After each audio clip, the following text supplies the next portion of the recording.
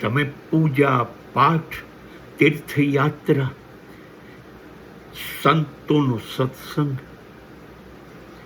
શ્લોક ગાન, મંત્ર જાપ નથી કરતા તો સમાજની દ્રષ્ટિએ તમે ધાર્મિક નથી. પણ તમે એક પણ કામ ખોટું નથી કરતા, જરા પણ નહીં. અને રોજ તમે તમારી જાતને સુધારો છો કે ગઈકાલ કરતા આજે હું કેટલો સારો બન્યો. શું મારી 5 ઇન્દ્રિયો અને મારી 5 વૃત્તિઓ ઉપર મેં ગઈકાલ કરતા આજે કાબુ મેળવ્યો? મારી જાત ગઈકાલ કરતા સુધરી? હા, તો ભલે હું ધાર્મિક નથી.